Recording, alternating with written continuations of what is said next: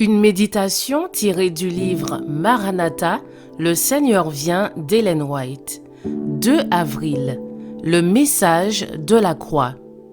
Loin de moi la pensée de me glorifier d'autre chose que de la croix de notre Seigneur Jésus-Christ, par qui le monde est crucifié pour moi, comme je le suis pour le monde. Galates 6, verset 14. Dieu m'a donné un message pour ses enfants.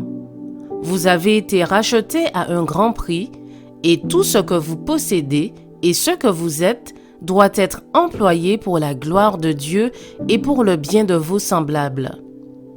Christ mourut sur la croix pour sauver le monde qui périt dans le péché. Il demande votre coopération dans cette œuvre.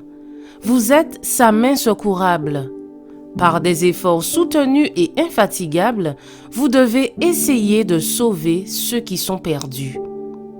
Le pouvoir transformateur de la grâce de Christ façonne celui qui se consacre au service de Dieu. Il ne peut déjà plus être indifférent aux âmes qui périssent autour de lui. Il comprend que chaque partie de son être appartient au Christ, qui le racheta de l'esclavage du péché. Que chaque moment de son avenir a été acquis avec le sang précieux du Fils unique de Dieu. Appréciez-vous profondément le sacrifice fait sur le calvaire, au point d'être prêt à soumettre tout autre intérêt à la mission de sauver des âmes? L'intérêt intense de sauver les pécheurs que la vie du Sauveur révéla se remarque chez son disciple authentique. Le chrétien qui n'a pas le désir de vivre pour lui-même se réjouit de consacrer tout ce qu'il possède et d'être au service du Maître. Le désir ineffable de gagner des âmes pour Christ le presse.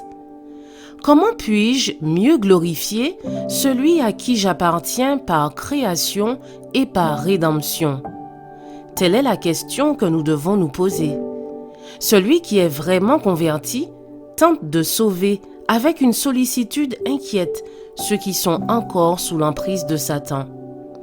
Il ne nous reste maintenant que peu de temps pour nous préparer pour l'éternité. Les gens ont besoin de la vérité et il faut la leur communiquer par des efforts fervents et fidèles. Il faut chercher les âmes, prier et travailler pour elles.